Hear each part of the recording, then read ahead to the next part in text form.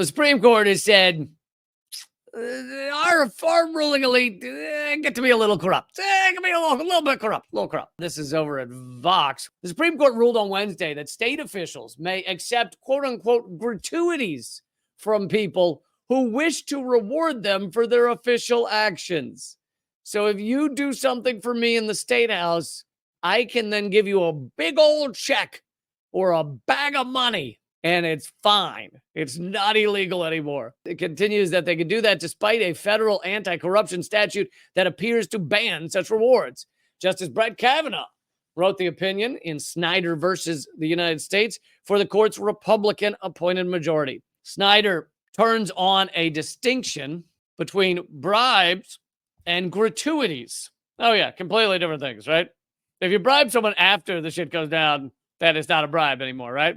If you say, will you murder my neighbor's dog because he's loud and barks a lot, and I will pay you $10,000 to do that, but I'm not going to give it to you until you do it because I don't want you to run off with the money. So you go do it, then I'll give you the money. And the guy goes and does it, murders a dog, and then you give him a bag of money. That's apparently not a bribe or payment anymore. Nope, totally legit. It's just a tip. It's just a little howdy do ya. No big deal. Snyder turns on the distinction between bribes and gratuities. As Kavanaugh writes, bribes are payments made or agreed to before an official act in order to influence the official with respect to that future official act. Gratuities, by contrast, are totally different. Their, quote, are typically payments made to an official after an official act as a token of appreciation. I also love how they pretend that the difference is they're not telling them to do it. They just did the thing. They just did the thing for corporate whatever. They gave a giant government bid contract to a big bank or an oil company.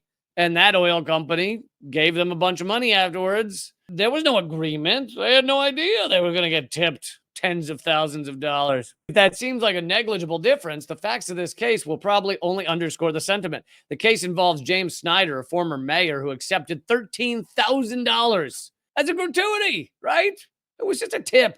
I often leave $13,000 as a tip at like a Waffle House, if you get good service. Like if the waitress called me dear, like they like to do, and then she brought me an extra fork because I dropped one on the floor. $13,000 gratuity from a truck company after the city purchased 5 trash trucks from the company for $1.1 million.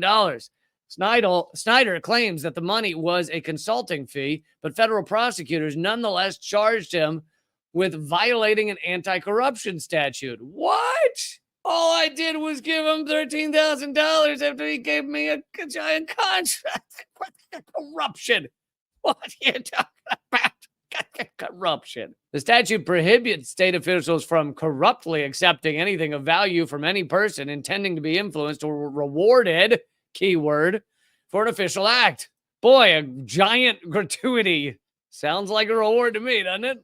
As Jackson writes in her dissent, the most natural reading of the statute is that it targets both bribes, payments that influenced a future decision, and gratuities, payments that rewarded a past decision. But here's the thing. I often say to people that this show, we try and get down to the core reality of the story rather than just the surface stuff. I'm sure, as is Vox, plenty of people talking about this story, saying, oh my God, Supreme Court allowing corruption. Well, here's the core reality.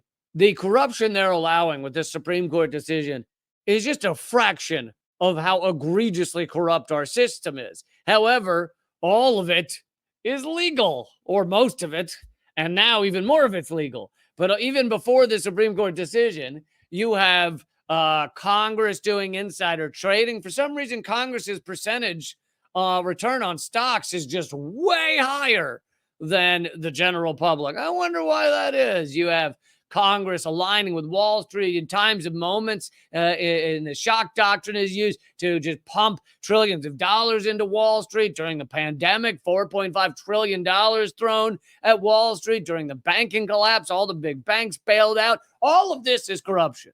All of this is the corporatocracy owning the system and paying themselves billions upon billions of dollars. The $1 trillion that goes to the military money laundering machinery and then is pumped in to the hands of contractors. That's all corruption. It's just legal in our system. So, as people may talk about this one story about how the Supreme Court is allowing a certain level of corruption, we are already one of the most corrupt places on earth. For those who don't know, I will often talk about the 4 levels of reality. I don't generally get down to like the 6th level where we're all just energy waves and it's silly to even talk to each other because you're just energy waves talking to each other. And you're really part of the same energy wave structure. So really I am you and you are me. And so this is all, it's all just a simulation that we're kind of interpreting. Anyway, you get the point. I'm not going to go that deep, but I will go to the point where this corruption also has a lot to do with the incentive structure of capitalism, of market economics. You have everybody, every company, every corporation out for themselves, out for money, not out to help the system. There is no real regard for helping people in general. No one, even in the way we talk to each other, if you ask, what'd you do in the last few weeks that they're proud of, or last few months, most people, and maybe not you guys because you're awesome, but most people are going to be like, oh, I made a bunch of money doing this. I sold a bunch of things doing that. I worked up the ladder higher in my company so I can be at a higher position and have more people below me. That's what we talk about as achievements. Most people don't generally talk about, oh, I helped some people. I went down to the soup kitchen. I know that's the stereotypical version. I don't even know if we still have soup kitchens. What do we know? We just fire a plastic wrap sandwich out of a T-shirt cannon at homeless people. I think that's what we do now. It's the motivations of the system. You get down to that level, and that is why we have such an egregiously corrupt system, is because this is how we consider success, right? These are the successful people are the ones who get giant contracts with the government and bribe the government with $13,000 as a little thank you, just a little thank you for giving us that giant contract. Of course, the Supreme Court is also a corrupt entity in many ways. They would never, all of them, 9-0, they would never do anything that would get in the way of the capitalist system eating everything until it kills itself. It's like cancer, which really shows the motivations of our system, how our system. Meanwhile, though, you're allowed to bribe. Thank goodness the Supreme Court solved that problem. Are we allowed to bribe officials? Yes. Just don't give them money till after they do the thing. It's better that way.